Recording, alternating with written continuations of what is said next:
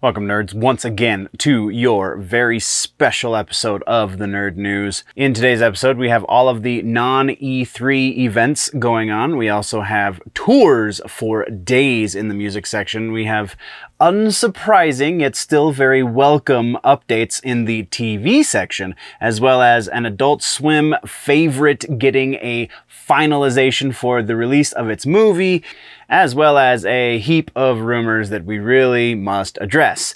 All of that and so much more in today's episode.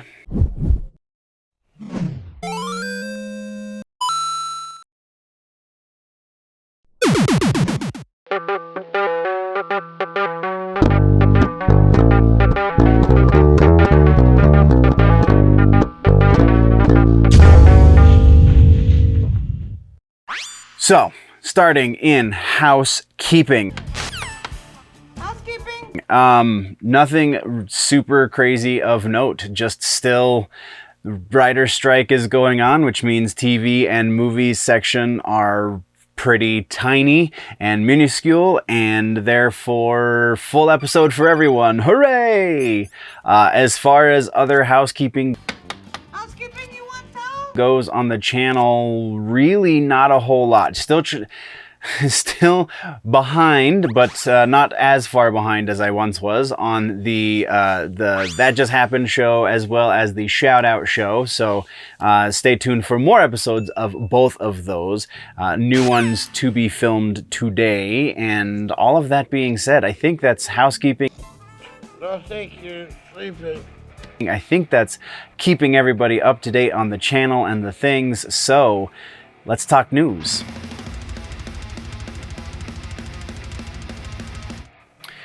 In the music section for news this week, we have a TikTok star who we've actually talked about previously on the channel with more new music. We also have an update on the Pantera tour situation, as well as some interesting bits from Slipknot and a bunch more. So let's jump in without any further ado. No follow-ups or corrections to make here, so that means we're jumping straight into new music. In new music this week, we have Kim Dracula of TikTok fame, and honestly, we've talked about some new music from Kim Dracula previously, two previous singles as a matter of fact. Only one proper reaction to it though. This week though, I have yet to listen to this new track, Death Before Designer, because it is time for new batch of proper reaction videos, and this is on the list for those proper reaction videos. So I cannot make a recommendation one way or the other, though if we're going based off of previous exports, then yeah, probably going to be a pretty solid track, though we'll wait and see for sure. From there, we have Slipknot, our first of two pieces from Slipknot. There is a new single from Slipknot off of a new EP that they have released. The name of the single is Memories. Adderall Rough Cut. The name of the new EP is Adderall, and it is available now. You can go stream it on your favorite platform of choice. And it is actually, no, I think specifically only Spotify, because I couldn't find all of the tracks on YouTube for whatever reason. So yeah, only on Spotify. And this is Slipknot at their artsy-ish, I guess is probably slightly more appropriate. Yeah, I'm here for artsy Slipknot. I always have an appreciation for what they do when they're feeling really non-metal, and this is kind of about as far from metal as they really get. It's still solid. It's still somehow very Slipknot, and honestly still a recommend. Go listen to the Memories track specifically, or just the entire Adderall EP. Either way, you're probably not going to be disappointed. From that one, though, let's talk next about the new Black Braid single. Black Braid is putting out a new record. We'll talk about it in a moment, but there is a single from this new record, and it is Spirit Returns is the name of the record. Spirit Returns is more Black Braid, just as we know and love him. There's a proper video this time. There's an actual whole band behind him these days. And yeah, solid stuff. I generally am not a black metal fan. I like heavy music. Black metal's just a little too, we're not going to get into that conversation, but Black Braid is a breath of fresh air in this genre. There are a number of other acts in the genre as well that are a similar breath of fresh air, but Black Braid, I think, is probably the most public of them all, and the kind of the forefront of this new black metal sound. There's melody here, there's production value here, there's absolutely every fantastic reason to listen to this new track. Again, the name of the new track, Spirit Returns. Go find the link for the video in the description. Absolutely 100% recommend anything Black Braid has put out so far. And then from there, we have a new track from the band King Gizzard and the Lizard Wizard. Yes, that is the name of the band. Don't generally talk about King Gizzard on the channel because their prolific output makes it rather difficult when you have a format like we do here, in which I do a single video a week, because in order to cover King Gizzard, they would probably need their own video every week, considering how much music they put out. But this is the most recent one. It's from the new metal record that drops very soon, though I don't remember A, the record title, or B, the release date, but either way, they have a single called Dragon, and I'm gonna sound even more stupid because I haven't listened to it yet. This is another one that is on the list of reaction videos to do within the next week. There will be a batch of reaction videos that are ready to be posted sometime in the very near future. So this is on that list, so I have yet to listen to it, but I mean, King Gizzard fans are rabid for these guys. I have heard actually a couple of seconds of, I don't believe it was this track, I think it was a different track from this upcoming record, because a guy at the day job, very much a King Gizzard fan and very much can't not share all of the new awesomeness. So probably going to be pretty solid because they are excellent musicians, but I can't say that for sure until we've listened to the track. So let's move on, shall we? From there, we have tours and festivals to talk about. We have a couple of these. Honestly, could have been updates, follow-ups, if you will, but it's about touring, so it had to go in the touring subsection, right? Speaking of, first thing right out the gate in touring is Botch. We have an update for the Botch tour that we talked about a couple weeks back. Converge and Cave In have been added to 2 separate dates, both bands on both dates. So we have Boston, Mass tour date, as well as the Sayreville, New Jersey tour date. Both have added Converge and Cave In, and if you're going to either of those, I'm super jealous. Though I did find, I think the tour date that is closest to me got upgraded to a larger venue, so there's fresh tickets. So if you looked previously and they were sold out, maybe try again, because they might have gone to a new venue and increased in size and have more tickets to sell. So yeah, definitely an opportunity there. From that, we have a new tour announced by Static X. Static X, if you'll remember, just finished a tour that featured Mushroomhead. Oh boy, somebody's gonna have something to say in the comment section. Featured Mushroomhead amongst other acts, as well as Dope. Which isn't that weird, actually. This new tour is going to be supported by Seven Dust, which is pretty interesting. The last time I saw Seven Dust was at Ozfest years ago. So be interesting. They just put a new record, so it's going to be pretty great. And then, surprise, surprise, Dope is also on the bill for this. So Static X, Dope, and Seven Dust going out starting October 6th, running through November 1st, starting in Texas, ending in California, and basically everywhere in between. These guys are hard-working men in the music business. From that, we have an update on the Pantera tour situation. If you remember, Pantera is doing a U.S. tour with Lamb of God as support, and then up until this point, that's all we've known about the bill. Now we have the name of the opening bands for each chunk of the tour. Each of these bands will open a number of shows by themselves. So it'll be them and then Lamb of God and Pantera. These bands are Snafu, Childbite, Flesh Hoarder, Spirit in the Room, and King Parrot. All of them, again, will be anywhere from 3 to like 5 shows each that they will be opening. So you'll have to check the listings to see which one of these bands are opening for the date that you're going to, but luckily enough, there is a link down in the description if you want to do that. From there, we have the return of the New England Metal and Hardcore Festival, which is going to be fantastic. It is going to be taking place September 15th and 16th. This is the first time since 2016 that this festival has happened, which is pretty noteworthy because this is a staple in the scene. It's kind of amazing to me that it has been this long since this festival has happened. But I mean, we did just go through pretty crazy 4 or 5 years, right? So 4 years, I guess I would say. So the full, we're not going to go over the full band listing, all of the bands on the bill. A couple of noteworthy bands are Lamb of God, Hatebreed, Shadows Fall, Vane FM, 200 Stab Wounds, and Undeath, representing the new school of death metal. 200 Stab Wounds and Undeath both put on a hell of a show. So yeah, pretty excited about that. I hope that we will be seeing these performances posted up to YouTube, but in all likelihood, it's probably not going to happen. Not in a professional way, anyway. Though from there, we're going to shift gears just a little bit and talk about Tenacious D. The D has announced a new tour. Kyle Gass and Jack Black will be going on tour from September 6th in Charlotte, North Carolina, going through September 15th in Austin, Texas. Not a whole lot of dates here, obviously. Going from the 6th to the 15th. That's 2 weeks of touring.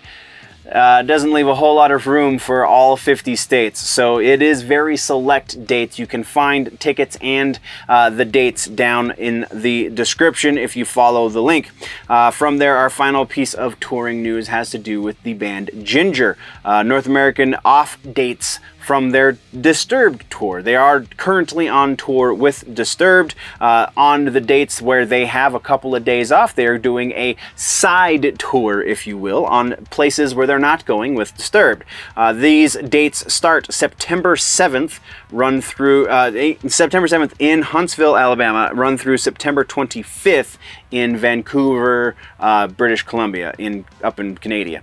So yeah, again, tickets down in the description for all of these tours, and yeah, it's going to be great, so go get yourself some music.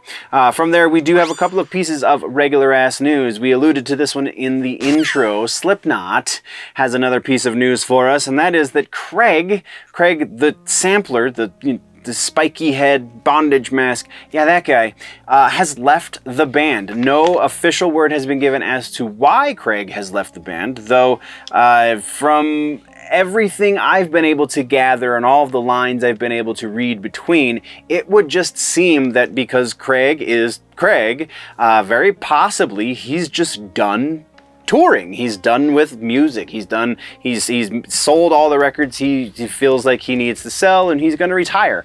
This is totally speculation. There could be bad blood. It just doesn't seem like it. This is a very different separation than what we have seen from Slipknot in the past with other previous band members, notably Joey Jordison.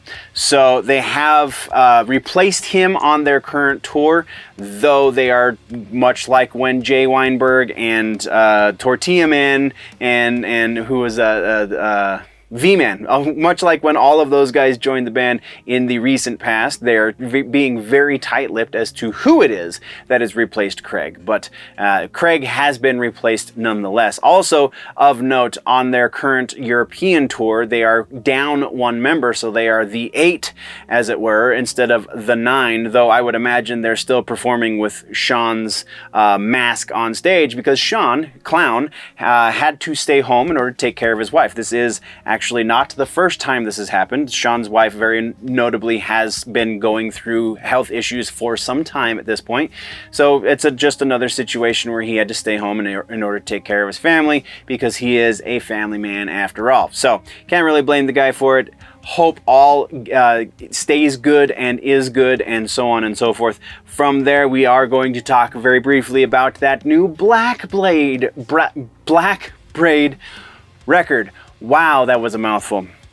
So, Black Braid is putting out a new record. It is going to be entitled Black Braid 2, because, you know, the last record was 1. So, it is going to be self-released, much like the first record, and it is going to be released on July the 7th. Black Braid is amazing. Once again, I can't gush too much about this guy, because then it'll take away from our Music suggestions this week. Actually, we're going with Black Braid 1. When this record dropped and I listened to it the first time, I recommended it for 2 weeks in a row. I'm recommending it again because it is legitimately that good.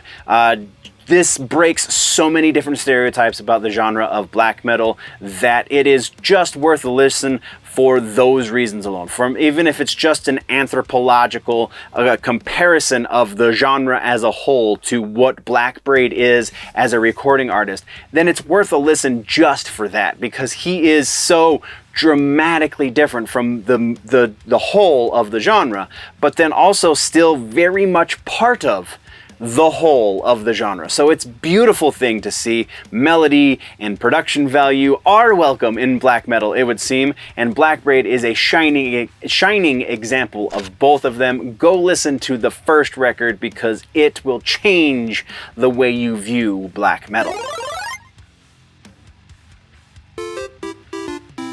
All right, nerds, let's talk now about some gaming and tech. And I say some, we've got a whole giant section for gaming and tech. Microsoft Activision is back in the follow-ups section. We have a real quick follow-up on another NetherRealm property, as well as basically we're just going to run through all of the announcements from the past week as far as the non-E3 showcases are concerned. So, jumping in, we have some follow-ups to talk about. First up, Spider-Man 2 release date is now officially October 20th. If you want to pre-order, our pre-orders start June 16th. If you do pre-order, you do get some pre-order bonuses. There are 3 different games. There are 3 different versions of the game to pre-order. You have the standard, the premium, and the collectors. You get, with the premium, you get a bunch of in-game items, very notably some great suits for Miles and for Peter, but also if you get the collector's edition, you get a Venom versus Spider-Man statue, which is pretty awesome as well. Hopefully I can find images to post up on the screen right here for those of you watching the episode. If you're just listening to the episode, you're gonna have to go to the YouTube. I don't know what to tell you. So yeah, pretty awesome. If you want to reserve your copy, again, you will have to wait until June 16th. From there, let's talk briefly about the newest revelation in the Microsoft Activision acquisition. The Federal Trade Commission, the FTC, if you will, has filed an injunction to stop Microsoft's attempts to purchase Activision. They are going legal with this bad boy. It's not enough that they have said, no, you can't do it, but now they have to, involve other branches of the law and stuff. So yeah, this is really getting heated, though it does sound like the upper-ups at Xbox and Microsoft Gaming see this as a boon and not as a hindrance to their cause. So I honestly hope that they are right, because Activision definitely needs a little bit of a shakeup in their the upper echelons there. So that's all we have for the moment there. Let's talk from there. We have a couple of things, so we'll get into this, I guess. Cyberpunk 2077, we're going to talk a little bit more about this, but we do have Phantom Liberty, the next DLC for the game, September 26th. This is hopefully good sign. Now that I have a Series X, I can get my hands on a copy of this game, and I am hopeful that it is as fixed as they want me to believe it is. So I'm assuming that the fact that they're releasing Phantom Liberty is a good sign in that direction. Though I very well could be wrong, so definitely conversation in the comments section. Let's do the thing. From there, let's talk next about Injustice 3. In a recent interview, while doing promotion for Mortal Kombat 1, Ed Boon, co-creator of Mortal Kombat and creator of Injustice, has said that Injustice 3 is not off the table. I'm paraphrasing here, but effectively, Tyler Lansdowne, another developer involved in the making of said games over at NetherRealm Studios, also said in an interview recently that Injustice 3 very well could still happen, very well likely will still happen in the slightly distant future. According to Lansdowne, the reason they went with Mortal Kombat as their next game instead of Injustice like they had been for years previously is because they have upgraded to a new engine, so they wanted to do the thing that they do best, which is Mortal Kombat. So just they had new toys to play with on the development side of things, and they wanted to develop another Mortal Kombat game. It was according to Tyler Lansdowne, it was a conscious decision on their part, and not because the situation was a little iffy as far as who is going to own the rights to these WB characters tomorrow, as was the speculation around the community. But still, kind of a political, that's not the word I'm looking for, the neutral response to that. This definitely playing his cards, if you will. So yeah, it very likely still was a matter of, well, we own the rights to these characters, so we know what we can do with them. We don't necessarily own the rights to those WB owned characters, so if we're not owned by WB in the morning, we're going to have all of this development done and no game to show for it. So yeah, it makes sense. Either way, if you believe the way Lansdowne put it, if you believe the official NetherRealm narrative, or if you believe the rumor of behind the scenes turmoil, either way it makes sense they went with Mortal Kombat. But we do now have official assurance from Ed Boon that there very likely will be a third installment in the Injustice franchise, as he is a big fan of not only the franchise he created, but all of those DC properties. Which, speaking of NetherRealm, let's move next into Mortal Kombat 1 follow-up real quick. According to the official Mortal Kombat 1 Discord, and then shortly thereafter it was posted up on the website as well, but Mortal Kombat 1 will be playable in a demo capacity, but still be playable at EVO 2023. So there will be, it sounds like it's going to be some further along build of the game, further along than what we have seen from the Summer Game Fest footage. So that's pretty epic in and of itself. From there, we are going to switch things up just a little bit. Normally, we would be going into trailers, but our regular news warrants switching the two. So we're going to be doing regular news first, and then from there we're going to go into trailers. So in regular ass news, the first thing before we get to the non-E3 showcases is very quickly, because I feel like it needs to be talked about because it is such a big deal in the community right now. The whole Call of Duty situation. Nick Merckx made a comment on social media that honestly could be interpreted in a multitude of ways, even though he has kind of made some clarifications since the comment was made, in that it is kind of the direction that certain people who, how are we going to say this? Nick Merckx said a thing that pissed off people who have slightly to more advanced liberal viewpoints on the world, and therefore has kind of been canceled in a weird way. The people in the upper-ups over at the Call of Duty Warzone and I can't remember, was it Modern Warfare 2? Either way, Nick Merckx's skin in 2 Call of Duty games has been pulled because of comments that he made on Twitter. That really you gotta be kind of grasping at straws to be offended by what he said. Or you have to be really, really hiding something to be so sensitive as to think that he directed it in the way it is being contorted on social media now as well.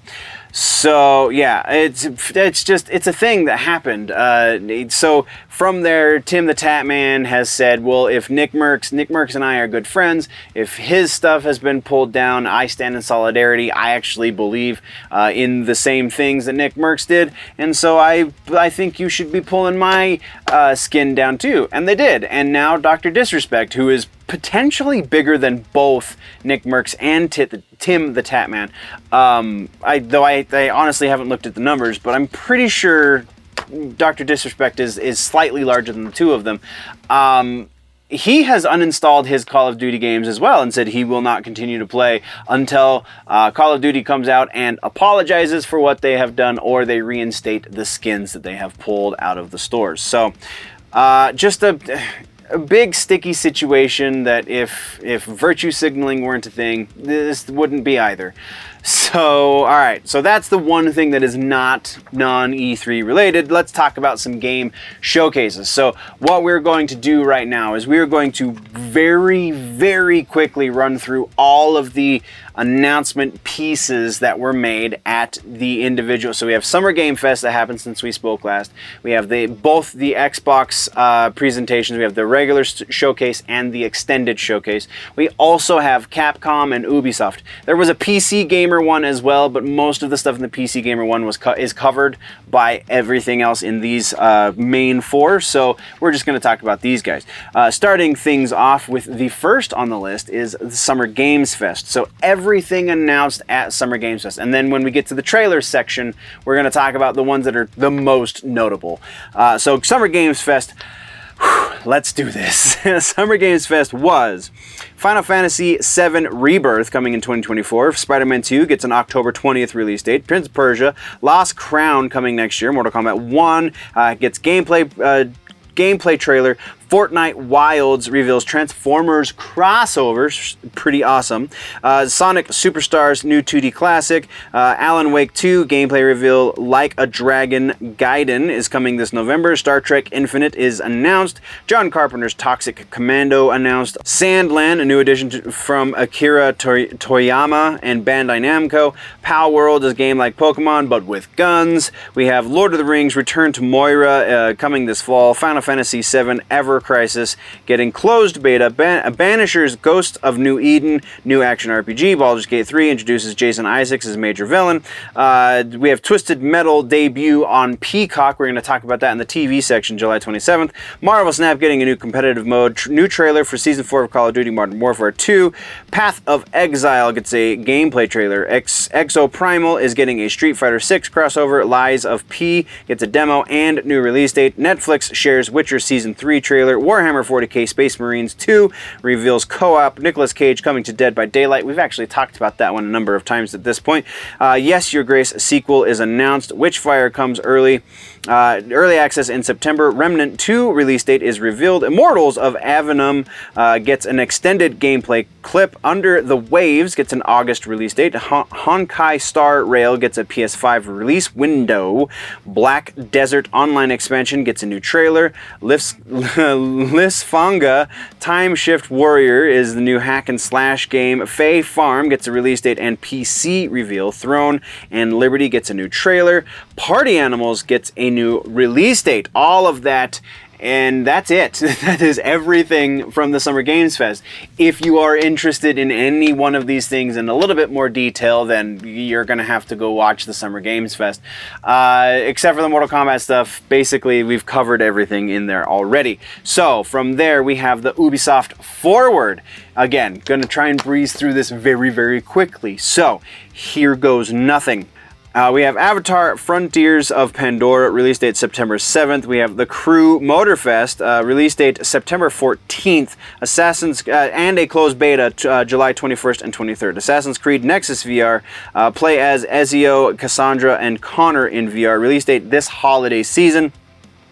Assassin's Creed Codename Jade is a new mobile game, takes place in Japan. Closed beta registration is open now. Assassin's Creed Mirage Story and Gameplay Deep Dive, release date October 12th. Yes, please. Star Wars Outlaws, once again, yes, please.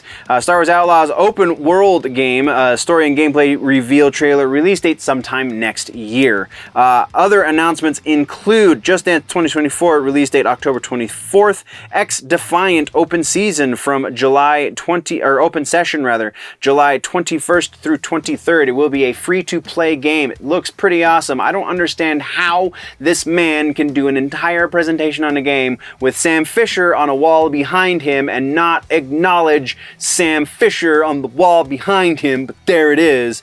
Continuing, Prince of Persia Lost Crown Deep Dive. We got a little bit in the Games Fest and a deep dive on the Ubisoft Forward. And then Captain Laserhawk Blood Dragon Remix released on Netflix next fall. It's going to be an anime series. The Division Resurgent release on Android and iOS this fall. Skull and Bones closed beta August 25th through 28th. Jet Set Radio crossover into Roller Champions. Brawlhalla Master Chief Combat Evolved crossover. Yes, please and thank you. Master Chief and the Arbiter both are going to be proper new characters in the game and not just reskinned characters from the game, so that's pretty awesome.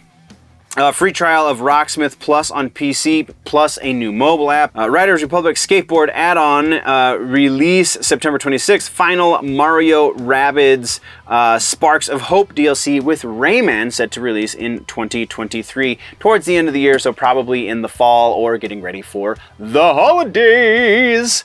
So from there, let's move now into the Capcom Showcase. So much stuff. All right, so Capcom Showcase, we have Dragon's Dogma 2. We got a deep dive gameplay trailer. We got Pragmata, some maybe in-game stuff, but it's delayed again indefinitely, so we don't really know what's going on with this game. Still don't even know what technical genre it falls under. We also have Apollo Justice, Ace Attorney Trilogy HD remasters of 4, 5, and 6 coming to consoles early 2024. Exoprimal, again, a little bit more there than we got previously. Exoprimal new trailer roadmap revealed. Dino Hunting. Then we have Ghost Trick remaster of the game, demo available now, coming to all consoles, including previous generations. We have Kunitsugami, Path of the Goddess, unveiled at the Xbox Showcase. We got a little bit more here. Action strategy RPG coming to Xbox and PlayStation and all current generation consoles, minus the Switch. Mega Man X Dive Offline, so it's a mobile game that they're going to be shutting down, but before they do, it's going to be an offline game that you can download and you can play without needing a web connection. And yeah, it's going to be Steam, iOS, and Android. And that was everything for Capcom. Capcom is the much smaller of the group this year. And then our final one is Xbox. We have technically two different showcases to breeze through real quick, so let's talk Xbox momentarily. All right, so let's see what we can do to make this fast. Xbox Showcase is Fable Reboot, starring Richard Ayoade, which was pretty awesome, not gonna lie. We have no release date announced just yet for that one. South of Midnight, Compulsion Games' new game, third-person action adventure, is going to be pretty crazy, not gonna lie. More Star Wars Outlaws. We have Persona 3 Remake and Persona 5 Tactics spin-off Persona 3 Reload, early 2024, and then Persona 5 Tactica is November 17th. Avowed, because, you know, Avowed must happen. We have Avowed, first-person RPG from Obsidian. Release date sometime 2024. Senua's Saga Hellblade 2 release window next year sometime. Forza Motorsport releasing October 10th. We have Starfield. Oh, we have the Starfield showcase. We're going to talk about that in a moment. I just lost my place. Cyberpunk 2077 Phantom Liberty, first major story expansion, September 26th. It will feature Keanu Reeves and Idris Elba. It looks pretty dope, not gonna lie. Clockwork Revolution, for those of you really needing to scratch a Bioshock itch, Clockwork Revolution is a thing from In Exile Entertainment, first-person RPG shooter. Next, Xbox Series S model, the Carbon Black color variant, will feature a 1 terabyte solid-state drive, will be releasing September 1st. Other announcements for the first Xbox Showcase were 33 Immortals, Payday 3, Sea of Thieves getting a crossover with the Legend of Monkey Island on July 20th. Microsoft Flight Simulator update for 2024 will feature Dune. You must check out that trailer. I just lost my place again. Fallout 76 new DLC set in Atlantic City, release date not yet announced. Path of the Goddess, the Kunitsugami I'm going to say that right one day. Japanese-inspired game announcement trailer. We already talked about that. Elder Scrolls Online Journey to Necrom expansion for the MMO will be releasing June 20th. Overwatch 2 Invasion, new stories, missions, and cosmetics release on August 10th. And Jusant Magical Climbing Puzzle Game release fall 2023. So much is going on. All right, Still Wakes the Deep, eerie game about offshore oil drilling worker releasing in early 2024. Dungeons of Hinterberg, cozy RPG with monster fighting and skating, releases 2024. Cities Skyline 2, city building game release on October 24th. Metaphor, Refantasio, Atlas Fantasy RPG, releasing in 2024 as well. And then Towerborn, new game by Stoic, releasing next year as well, will be available day one on Game Pass. And then the extended presentation had a little bit deeper dives of things they kind of covered previously. We have High on Knife, which is the first expansion of the High on Life game that came out a little over a year ago. That has the Rick and Morty guy as the producer and does the voices of things and stuff. So that'll be the first DLC for that game. Story set 2 years after the game. New weapons, release date later this year. Prior purchase required, obviously. First Descendant crossplay beta, Xbox Series gameplay showcased. It's August 22nd and 28th beta. Full game will be released at the end of the year. Hi-Fi Rush, an arcade challenge. Meaty update for Rhythm Action Game. Release on July 5th. Another Crab's Treasure and more ID at Xbox Games on Game Pass. 10 indie games coming to Game Pass at release of Another Crab's Treasure. Tectonica, Sea of Stars, Harold Halibut, and more. CD Projekt Red details Cyberpunk 2077 Phantom Liberty expansion. Black Market walkthrough, blah, blah, blah. And then Lamplighters League release date October 3rd. So much going on. We have Avowed details from the game director. We have Towerborn, a little bit deeper dive into the game of Towerborn. Fallout 76, Once in a Blue Moon update, June 20th release, glimpse of Atlantic City expansion. Elder Scrolls Online, we already talked about. Phantasmaphobia coming to Xbox Series X, early access with cross-platform play in August. Capcom details PvE content for Exo Primal in Exosuit variant and Savage Gauntlet.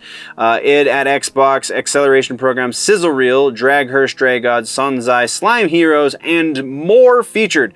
Dune expansion for Microsoft Flight Simulator, we already talked about that. Go Mech Ball, revealed release in 2024. Lies of P details. This looks like a dope-ass game. Lies of P details various weapons, bosses. September 19th release. You can get the demo for this game right now. And then behind-the-scenes video at Senua Saga, Hellblade 2, motion capture process, and etc. Xbox FanFest celebration tease for 2024. Looks like Comic-Con for Xbox nerds. Pretty solid stuff there. Lightyear Frontier multiplayer features showcased early 2024 release, and Phil Spencer plays 33 Immortals with developers and does an interview. So that is what happened at the showcases. From there, we have no other regular-ass news. So let's talk about the trailers, the biggest ones that were of note. Some of these actually did not come from any of these non-E3 showcases, but we do have some pretty awesome stuff in here. So, Teenage Mutant Ninja Turtles getting an expansion, getting more DLC. We're getting Dimension Shell Shock. You have Usagi Yojimbo as a playable character now once this launches. It will be launching later this year. An exact date was not given. Trailers to check out. We have Sonic Superstars. This looks like a return to form that most of us elder millennials remember from our childhoods. Classic 2D platforming on the Switch. Hell yes, go check out this trailer. Prince of Persia, The Lost Crown. Yeah, again, return to form for what we know and love about this franchise, if you are an elder millennial like myself. Squirrel with a Gun. What the hell did I just watch? This is a trailer that honestly must be seen to be believed. It is exactly what the title of the game entails. It's a squirrel with a gun, and it's not exactly what you're thinking, I don't think. So go check that out. Star Wars Outlaws, there is a gameplay. There's 10 minutes of gameplay. You basically are going through a mission in this game, and this looks like Star Wars meets Metal Gear, and I'm super here for it. Then we have Brawlhalla, again, Master Chief and the Arbiter joining the cast as full-on characters, not as new skins for existing characters, so that's pretty awesome. Clockwork Revolution, this, again, if you're looking to scratch a BioShock itch, Clockwork Revolution is the game that is going to do that, at least to some degree. It would appear that once you get deeper into the gameplay of this game, that is where most of the differences are going to be. But on a very superficial level, this is your BioShock fix for the time being. Next, we have Avowed, because Obsidian just can do no wrong. If you love Obsidian and there's no reason not to, then you'll love Avowed. It looks great. Go check it out. And Lies of P, Goth Pinocchio, launching September 19th. You can get the demo right now. What's not to love about that? All right, so that being said, our suggestion this week, just because it took up the entire section, go watch these showcases, because this year is pretty solid. Capcom, you could probably skip the Capcom one, because basically everything they announced there gets announced somewhere else, but the rest of these are absolutely worth your time. Go watch the Xbox showcases, go watch the Ubisoft Forward, go watch all of the, again, maybe not the Capcom one, maybe not the Sony one either. If you haven't watched that one yet, it's probably not worth your time, but the rest of them absolutely are. And that is your suggestion for Gaming and Tech this week. All right, let's get back to normal, shall we? In comic books and books, we have an old book kind of resurging in a weird way. We also have Predator returning in a very unique way. And honestly, the internet called this one a couple years ago, but we'll get to that in just a moment. That's the tease, so let's get into the stuff. We have no follow-ups or corrections. We have no trailers, so let's just jump right into the regular-ass news, shall we? First up, we have Avengers Inc., a quote-unquote new book, because this is kind of returned to form for how the Avengers started in the 60s, but Avengers Inc.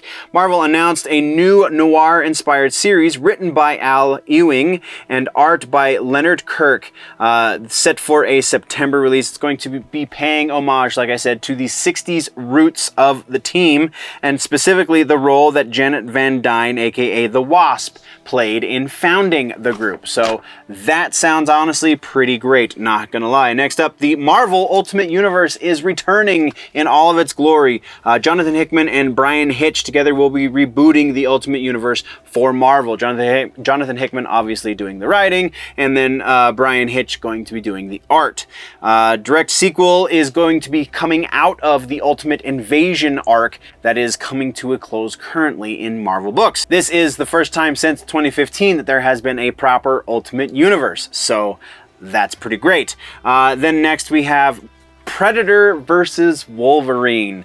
Superpower Beatdown called this one a little while ago. They have a live action version of this. It's a fight between these two anyway, and it's pretty awesome in and of itself, so go check that out. But also, Marvel has announced a crossover series with their newly acquired former Fox property, written by Benjamin Percy, acclaimed writer for taking Wolverine's ferocious spirit to the limits, and the character's ongoing, blah, blah, blah, blah, blah. Greg Land, art will be from Greg Land, Andrea DeVito, Ken Lashley, Kei Zama, and many, many more. It is set for a September release, so it is going to be, how could this be a bad book? Honestly, how could this be bad? Somebody tell me, please, because I don't think it's going to be bad. I think this is going to be, it's going to be a one-off. It's not going to pull in a whole bunch of new people into Marvel, but it's going to make the fans who are sticking around pretty happy. And that's my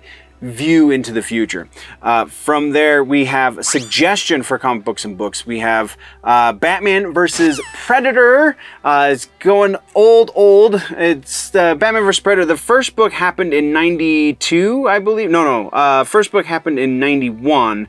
It won an Eisner in 92. And then another book happened in 95. And another book happened in 97. So there are 3 volumes of Batman versus Predator. So while we're waiting for Predator versus Wolverine, Wolverine. Let's see the OG do it in the DC side. And yeah, Batman vs. Predator is your suggestion for the week.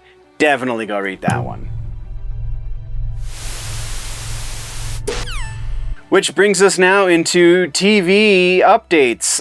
Again, writer strike is still going on, so it's not going to be as big as we want, though bigger than last week, I believe. So that's a positive sign, I would hope. In this section, we have some follow-ups on some shows that honestly shouldn't be all that surprising for people, and then we have a few trailers that have been announced, and that's really about it. So, starting things off, follow-ups and corrections, we have Superman and Lois has been renewed for a 4th season. So yes, we will be at least getting a 4th season. Hopefully we will make it to a 5th, because I believe that was what the showrunner originally wanted. He was trying to tell a story in 5 seasons. So hopefully we will be getting that, and only time will tell there. And actually, only James Gunn will tell at that point.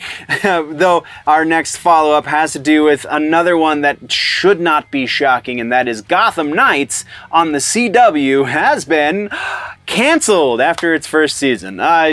This show didn't even get Batwoman numbers, and Batwoman was a joke. So that'll kind of give you an idea as to why it's been canceled. So yeah, again, not super surprising. Let's move on though. Let's talk now about the trailers. Trailers this week, we got during the showcases, the non-E3 showcases, we got a Twisted Metal release date and proper trailer. This shows us Sweet Tooth and John Doe doing their thing. Going by this trailer alone, it looks like they're definitely going to be hitting the tone of the majority of the Twisted Metal games, because Twisted Metal Black started taking itself a little bit too seriously, but the previous Twisted Metal games before that were definitely had a bit of a lighter side to all the darkness and death. So yeah, this looks definitely like it's going to be doing that. July 27th is the release date. It will be on Peacock, because I keep forgetting that they switched from Showtime to Peacock, but it is going to Peacock, so there you go. And then our next trailer is honestly just more of a tease for The Boys. It has to be noted because it's The Boys. New Homelander tease that is just further reason why, and I'm brain farting the actor's name and I apologize, but why the dude who plays Homelander really deserves much more recognition for being as incredibly evil as he is. Yeah, and then our final trailer for the week is the second trailer for season 2 of Foundation has dropped. And if you do not know what you're in for, this trailer is honestly not doing a whole lot to shed light on the crazy that is the second book of the Foundation series. So July 14th is when it hits. And of note, season 3 is currently filming, so they are working towards much more content in this series, and I am here for it as well, because yes, just so good. Asimov in and of itself is great, and then their interpretation, while not perfect, is pretty damn close. So we do have one piece of regular ass news for TV, and that is a retirement. This is usually when we're talking things about people in the industry, usually it's because they've passed. Well, this one is got a little bit more on the bright side of that, and that is that Pat Sajak over at the Wheel of Fortune is retiring. Pat Sajak has been hosting Wheel of Fortune for 41 seasons. The man is 76 years old, and the season that is about to start in September is going to be his final season. So that's one hard-working man right there, and a happy retirement is definitely well-deserved. So congratulations to Pat Sajak on a career of being great and being living in everyone's living room for at least a couple of decades at a time. That being said, that's all we have for the section. Let's get into suggestions for TV this week. Suggestion is Secrets of the Mogwai. The new Gremlins animated series on Max is so much fun. I honestly, I love the 2 live action movies. They're fantastic. We watch Gremlins every year at Christmas, so that is a staple part of our life. But that being said, I'm not super deep on the lore, because I know there's a lot of lore involved. So Whether or not this violates any of the lore that's already pre-established, I have no idea. I just know this is a hell of a lot of fun for an animated series, though a little dark if you've got young kids. There's some things in here that you go, maybe this is for like preteens and not really 4-year-olds. But either way, it's a hell of a lot of fun for somebody who is kind of a grown child in and of itself. So yeah, absolutely recommend The Secrets of the Mogwai, the new Gremlins animated series on Max. Go check it out. Which brings us into the movies section. Slightly larger again than last week, but still kind of minuscule by comparison to when the industry is in full swing, when there isn't a writer's strike and potentially an actor's strike pending on the horizon. In this section, we have the Fede Alvarez Alien movie is in the news. We also have Can't Believe I Missed This kind of things in trailers, as well as a new intriguing installment into the Spider-Verse movie franchise, and a couple of other things to talk about, so let's do that, shall we? Alright, so follow-ups and corrections. The Alien movie from Fede Alvarez now is release date. They've been filming. They have a release date. Sorry, brain kind of scrambled there for a moment. August 16th of 2024 is when we will be seeing the first Disney-owned Alien movie. So that's an interesting situation there. Next up, we have more shuffling in the MCU. The Avengers Kang Dynasty and Avengers Secret Wars both have been pushed back. And they were originally set to be released 2024. They've been pushed back in 2026 and 2027 respectively. This has been because Feige is really taking to heart what Bob Iger is saying about putting out quality and not necessarily quantity. So this is actually very likely a good thing, but that honestly remains to be seen. So our other follow-up in movies has to do with the Fast and Furious franchise, Fast X Part 2, because apparently the movie let's label the movies as they are, shall we? Like, the Spider-Man movie should have been Part 1, right? Because that cliffhanger is legitimately in the middle of the damn story. So they should have done the same thing with the Fast X movie, but whatever. Fast X Part 2 release date is now officially April 4th of 2025. So we've got a year and a half roughly before we will be seeing that. That's what we have for follow-ups and corrections. Let's talk about trailers. We got the trailer for the fourth installment in the Expendables franchise, or the Expend-4bles. Yeah, September 22nd release in theaters. We have Megan Fox and 50 Cent joining the fray, and the question is anybody still watching these movies? Because I feel like they're so superficial. It's just, wow, look at all the explosions and the crazy fighting. I can see a place for that, but is this the movie to take that place? I don't know. Let me know in the comments down below. Let's have the conversation, shall we? We also got a proper trailer for Justice League World War. Again, the release date for this one, July 25th. And also, if you forgot, R-rated animated movie from Warner Brothers. Still don't know why. Still don't know why. Strong language? Probably. Anything beyond that? Not bloody likely. From there, though, we have Venture Brothers. Man, so Venture Brothers, the name of the new movie, because we've been trying to keep tabs on this, but apparently we missed something about a month ago. Radiant is the Blood of the Baboon Heart is the name of the new movie. The release date is going to be July 21st if you are going to just be purchasing the digital version of the movie. If you want a physical copy of the movie, DVD, Blu-ray, etc., then you will have to wait until July 25th for that. And also, not only did we get a proper trailer for this, but we also got a first look about a month ago that somehow fell underneath the radar. So links to both are down in the description. Go check them out, because it's absolutely worth the time to do so, because it's Venture Brothers, man. This is the end of a dynasty.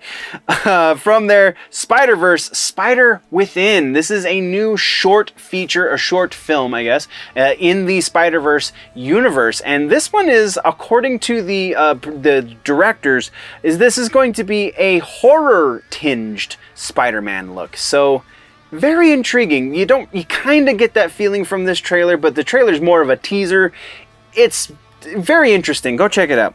That's what we have for trailers. There is no regular ass news in movies this week, so let's just go right into movie suggestion this week. We're talking Johnny freaking Mnemonic. I've been in a William Gibson kind of mood, and so Johnny Mnemonic is the way to go. This is another one of those movies, though, heads up. This is not a great movie. By the definitions of, like, good cinema. There's not some amazing acting. It's not fantastic. Well, it is fantastically written, but that got butchered by the director by the time it hit the screen. So the script, having been written by William Gibson, automatically makes this a classic in my eyes. The craziness that happens on screen, the things that the director and the rest of the production staff took entirely too serious from Gibson's writing, will forever keep this in the so bad it's good category. But either way, it is definitely worth a watch. It is a fun watch at that. Johnny Mnemonic, starring Keanu Reeves, as written by William Gibson, is our suggestion for the week in movies. Now we're going to talk about the rumor mill, because that's the only one left. We have leaks, we have Star Wars stuff, we have two huge Star Wars rumors that are actually kind of related, and then just, gaming and things, and more Wheel of Fortune, actually. So, let's start with news sources, because we don't have any confirmations or refutations, but we do have some news sources. And the first news source is actually an amalgamation of other sources kind of in one place. So Mortal Kombat 1, the proper roster for the launch state of the game has been kept very, very much under wraps. And according to some recent leaks, we might know the majority of the roster. So we're going to go through, I'm just going to list all of the characters real quick, and then we'll talk about, it's going to be 1 percentage point. I know it's a new source and blah, blah, blah, but whatever. It's a new source for old rumor, but let's do this. So, Havoc, Raiko, Naitara, Li Mei, Ashra, Sub-Zero, Scorpion, Smoke, Reptile, Liu Kang, Kung Lao, Raiden, Shang Tsung, Katana, Molina, Tanya, Sindel, Johnny Cage, and Kenshi are all rumored to be main character, like playable characters in the main roster of Mortal Kombat 1. So I'm giving this roster a 65% because a number of things are sticking out to me here. First, Li Mei and Ashra, because Ashra's story is kind of dependent on other things being established that I don't think would make sense to establish in this game in order for her to make sense. They could very much change who this character is, because this is a reboot of the universe once again. So I could be wrong, which is why it's more likely than not, but still, Ashra is not there. Li Mei is a little bit more flexible, but still I think that she's so tertiary in the eyes of casual players for Mortal Kombat that she seems less likely to make it in over some of the other more popular characters. And then Sindel. I don't think Sindel is going to be a main roster character. I think she might be a cameo. There has been some people who are digesting every individual frame of content that has been released for Mortal Kombat 1 since the trailer a month ago now. So yes, we have seen that very probably Sindel, the character model, exists in the background of one of the arenas, but I just don't see her being mainline. I think they're going to be focusing on Katana and Molina, and Sindel and possibly Shao Kahn will both be in the game, but as cameos, not as main roster. So again, 65% likely that this roster is the majority chunk of the main roster that we get with the final game. Now let's move over to news sources for Star Wars rumors. This has been floating around for some time, that Lucasfilm is going to be sold off by Disney. So, the first of these rumors that I heard, and then we're going to talk about, is that that Disney is going to sell Lucasfilm back to George Lucas. And the other rumor is very similar, is that Disney is going to potentially sell Lucasfilm to a foreign oil tycoon. I'm going to say this again and again and again, it would seem, every time this thing gets brought up. They did not spend $4 billion on a franchise just to sell it back to the guy they bought it from or sell it to some random person. Like, that just, none of this makes sense. They didn't drop that kind of cash on this franchise in order for this. So not bloody likely on either count. Disney is going to run Star Wars into the ground, whether it kills them or not. All right, so let's talk about new rumors, shall we? First up, we have another Superman Legacy rumor. This one is kind of more secondarily related to Superman Legacy, but it is rumored that in the Superman Legacy movie is going to be our introduction to the Authority group of superheroes and from the DC multiverse. We do know there is going to be an Authority movie, and since Superman is the only major DC property that's going to get a movie before the Authority movie is set to be released, it only stands to reason that this is going to be our proper introduction to the Authority. So 75% likely that that is legitimate. The next one has to do with Batman 2. This is, I didn't know how to deal with this one actually, so I'm just gonna leave this open for another talking point. We have Josh Hartnett and Joel Edgerton are both said to be in final discussions to potentially play Two-Face in the Batman sequel. I would be honestly legitimately down for either of these guys. I think Joel Edgerton would be more appropriate for it. He just seems to be a little bit more versatile as far as his acting abilities. Hartnett's a fine actor. I'm not trying to disparage Hartnett at all, but I think Edgerton's a little bit more of a well-rounded actor. So I think he would probably be more appropriate for the role, but I would be down for either of them. So I didn't know. It's the same source. There's the same source says that these two are both potentially going to be it. So how do I weigh it against itself? It doesn't make sense. So there's no percentage on that one. But next up we have Legend of Zelda rumor that has to do with the live action or major motion picture release anyway, because depending on which source you're talking about, some sources are calling it a live action, some sources are saying it's going to be Illumination Studios doing another animated movie, much like they did for the Super Mario Brothers just recently. But apparently they are nearing a final deal for distribution through Universal. Yeah, this is kind of one of the worst kept secrets in Hollywood right now. 90% likely that we will be hearing an announcement about this very, very soon, and that it will be through Universal once again. So from there, we're going back to the Wheel of Fortune for a moment. The rumor here is that replacing Pat Sajak is going to be Ryan Seacrest. This could honestly go either way. So we're going to go 50%. Either way, Seacrest is super busy dude. He has a lot of jobs in Hollywood. So that's kind of the reason why not, and the reason why it might be him, because maybe he's done doing morning show and he wants to do the Wheel of Fortune instead of live with Ryan and Kelly. Or I don't know, maybe he's gonna drop one of his other 50 projects. It could go either way. So yeah, very, very riding the fence, if you will, as to whether or not we're going to see Ryan Seacrest replace Pat Sajak. So once again, 50% on that one. And that, nerds, is where the episode ends. Then I want to thank you for riding all the way through this one, all the way to the end. I appreciate your faces. Don't forget to subscribe if you haven't already, so that you don't miss out on any of the nerd news. Or if you're confused and you don't know some of these references I'm making, then you're going to have to watch the rest of the videos to keep up on your nerd news. That should be appearing somewhere to the side of my face right about now. Click or tap box, do the thing, subscribe, follow, share, whatever. I appreciate your faces, nerds. Before we go, always remember that if it's generally nerdy, it's probably here.